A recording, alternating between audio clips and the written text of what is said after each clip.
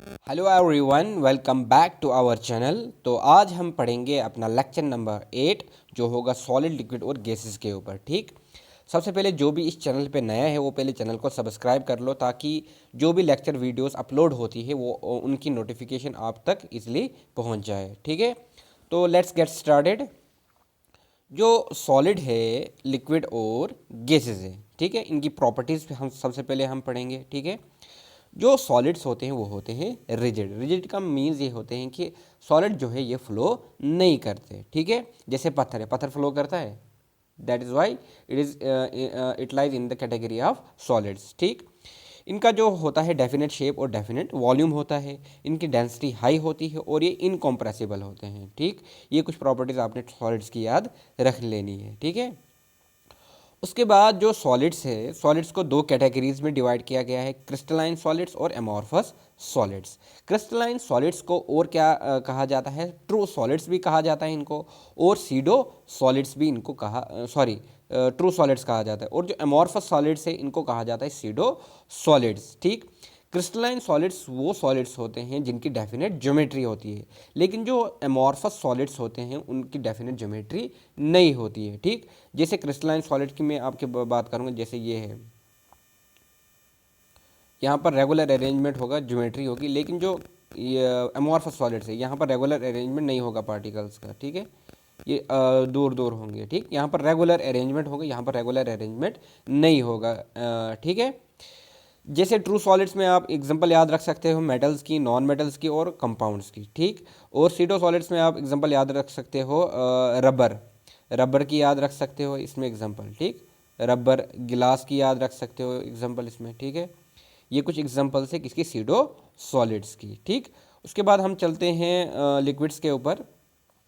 जो लिक्विड्स होते हैं इनका डेफिनेट वॉल्यूम होता है लेकिन इनकी डेफिनेट शेप नहीं होती। ठीक, ये इनकॉम्प्रेसिबल होते हैं एज कम्पेयर टू गैसेस। ठीक है, याद रखना है, ये डेंसर होते हैं गैसेस से। ठीक है, अब जो लिक्विड होता है जब उसको हम टेम्परेचर देते हैं तो वो कन्वर्ट हो जाता है वेपर की फॉर्म में। ठीक, उस प्रोसेस को कहा जाता है इवापोरेशन, और जब वेपर कन्वर्ट हो जाते हैं लिक्विड में तो उस प्रोसेस को कहा जाता है कंडेंसेशन। ये भी आपने याद रख लेना है। ठीक है, इसके अलावा आपने याद रख लेना है जो बैरोमीटर है इससे मेजर किया जाता है वेपर प्रेशर को। ठीक है, जब लिक्विड को बॉयल किया जाता है तो उसमें क्रिएट होता है वेपर्स की वजह से एक प्रेशर, तो उसी को कहा जाता है वेपर प्रेशर, और उस वेपर प्रेशर को मेजर किया जाता है बैरोमीटर से। ठीक है, उसके बाद हम चलते हैं गैसेस के ऊपर।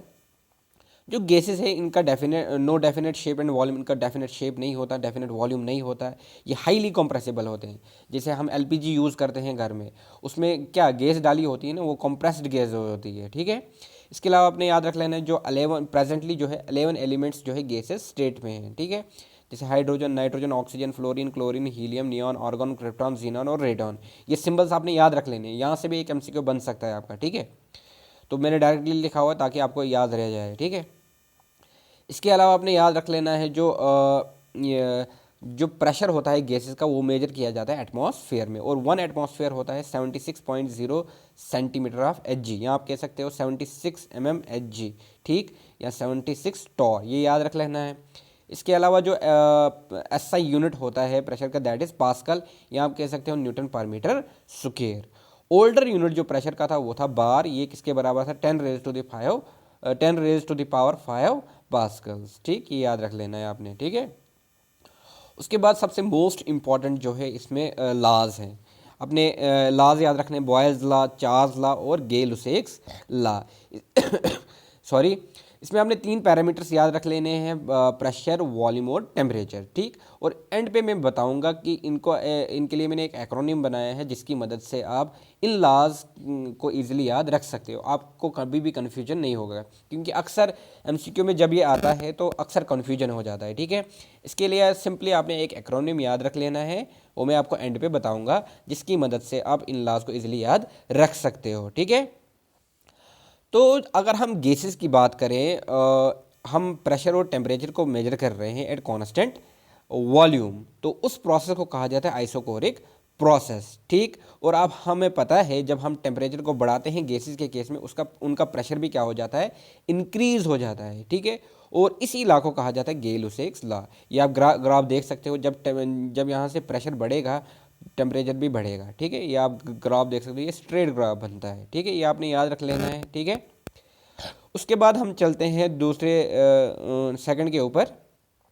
अगर हम प्रेशर ये टेम्परेचर और वॉल्यूम को कंसिडर कर रहे हैं एट कांस्टेंट प्रेशर गैसेस के केस में, तो उस प्रोसेस को कहा जाता है आइसोबारिक प्रोसेस। ठीक, और हमें पता है जब हम गैसेस का टेम्परेचर बढ़ाते हैं उनका वॉल्यूम भी क्या हो जाता है, इंक्रीज हो जाता है, और इसी लॉ को कहा जाता है चार्ल्स लॉ। ठीक, ये आप देख सकते हो, जब वॉल्यूम बढ़ेगा तो टेम्परेचर भी क्या होगा, इंक्रीज होगा। ठीक है, उसके बाद हम चलते हैं थर्ड के ऊपर।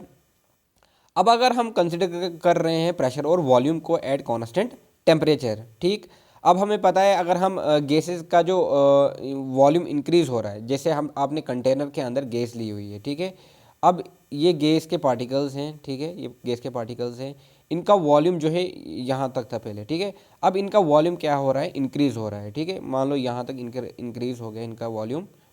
ठीक है, अब इसमें क्या हो रहा है, जब इनका वॉल्यूम जो है इंक्रीज होगा, यहाँ पर वॉल्यूम क्या है, इंक्रीज है, लेकिन प्रेशर क्या होगा, यहाँ पे डिक्रीज हो जाएगा। ठीक, ऑब्वियस सी बात है कि प्रेशर क्या होगा, डिक्रीज होगा। ठीक है, और इसी लॉ को कहा जाता है बॉयल्स लॉ कहा जाता है इसको। ठीक है, बॉयल्स लॉ, ये आप देख सकते हैं। सॉरी, यहाँ पे प्रेशर और ये यहाँ पे वॉल्यूम है। ठीक है, हाँ, ये आप देख सकते हो, अगर प्रेशर जो है यहाँ पे ज़्यादा था, फिर धीरे धीरे क्या हो रहा है, वो डिक्रीज़ हो रहा है जैसे जैसे वॉल्यूम इंक्रीज़ हो रहा है। ठीक है, इस साइड वॉल्यूम है, ये इसको ठीक कर लेना, सॉरी। ठीक है, तो ये उसके बाद हम चलते हैं कुछ इम्पोर्टेंट जो हमारे लिए है। हाँ, ये आपने याद रख लेना है, जो आइडियल गैसेस होती हैं ये हाइपोथेटिकल कॉन्सेप्ट होता है। ठीक है, ये ओबे करती हैं ideal gas equation, that is PV is equal to NRT, याद रख लेना आपने। और जो आइडियल गैसेस होती है वो इन तीन लॉज को क्या करती है, ओबे करती है, that is Boyle's law, Charles law और गेल-लुसाक्स लॉ को ओबे करती है। और जो रियल गैसेस होती हैं ये आइडियल गैस इक्वेशन को फॉलो नहीं करती, और ये किसको फॉलो करती है, वैन डर वाल इक्वेशन को फॉलो करती है। ठीक, इतना याद रख लेना है आपने। ठीक है, उसके बाद आपने जो इम्पॉर्टेंट ग्राफ है, ये वाली पिक्चर आपने कभी भूलनी ही नहीं है। ठीक है, क्योंकि यहाँ से एक एमसीक्यू बनता ही बनता है। ठीक है, अब यार ये सॉलिड है, यहाँ पर लिक्विड है और यहाँ पर गैस है। हमें पता है कि सॉलिड की काइनेटिक एनर्जी बहुत ही कम होती है और लिक्विड सॉरी गैस की काइनेटिक एनर्जी क्या होती है, सबसे ज़्यादा होती है। जब सॉलिड कन्वर्ट हो जाता है लिक्विड में तो उस प्रोसेस को कहा जाता है फ्यूजन, और जब लिक्विड कन्वर्ट हो जाता है गैस में उस प्रोसेस को कहा जाता है वेपोराइजेशन।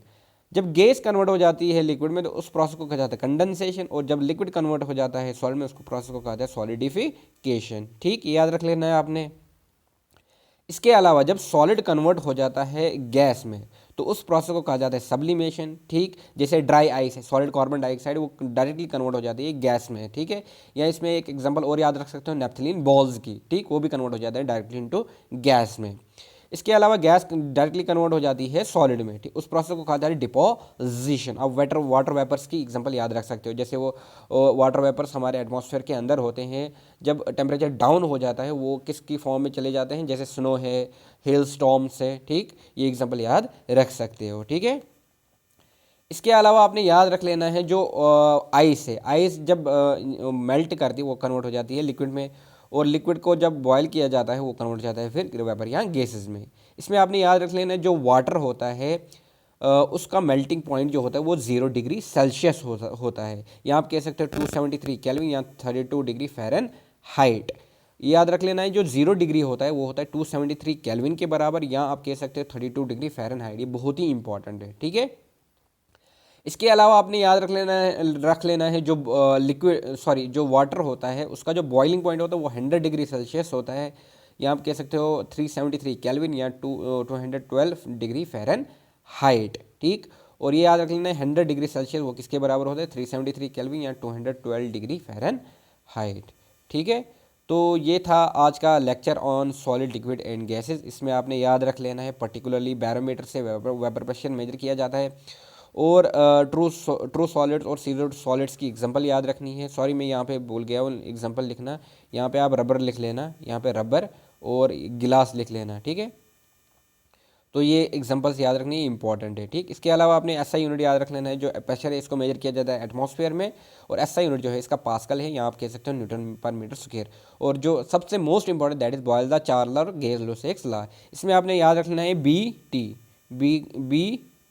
ठीक, बॉयल्स में, चार्ल्स में आपने याद रख लेना है सीपी, कॉस्ट प्राइस याद रख लो कि सीपी कॉस्ट प्राइस, और जी वी, ठीक, जी.वी याद रखना है। तो ये एक्रोनिम याद रखना है, तो आपको ये क्लास कभी भूलेंगे नहीं, ठीक है, और आपका एमसीक्यू कभी भी गलत नहीं होगा, ठीक है। जैसे ये देख सकते हो कि ये हमारे पास क्या था यहाँ पे, ये कांस्टेंट वॉल्यूम पे हो रहा था ना, तो गे-लुसेक्स लॉ था, constant volume, Gay Lussac's law constant volume पे हो रहा है, ठीक। चार्ल्स लॉ किस पे हो रहा है, कांस्टेंट प्रेशर पे, ठीक, चार्ल्स लॉ कांस्टेंट प्रेशर पे हो रहा है। इसके अलावा जो बॉयल्स लॉ है वो किस पे हो रहा है, कांस्टेंट टेम्परेचर के ऊपर। तो ये एक्रोनिम याद रख लेना है, आपका क्वेश्चन कभी भी गलत नहीं होगा, ठीक है, ये बहुत ही इंपॉर्टेंट है। और ये ग्राफ्स भी याद रख लेना, ठीक है। इसके अलावा याद रख लें आइडियल गैस इक्वेशन को फॉलो करते हैं, लेकिन जो रियल गैसेस वो ओबे नहीं करते। इसके अलावा ये आपने याद रख लेना, ये ग्राफ आपने कभी भूलना नहीं है, ये पिक्चर अपने दिमाग में बिठा लो, ठीक है। और ये मेल्टिंग पॉइंट और बॉइलिंग पॉइंट आपने याद रखने हैं वाटर के क्या होते हैं, ठीक है। तो ये था आज का lecture on solid, liquid and gases. Hope you like it, like the video, share the video and press the bell icon to get the regular updates. Thank you.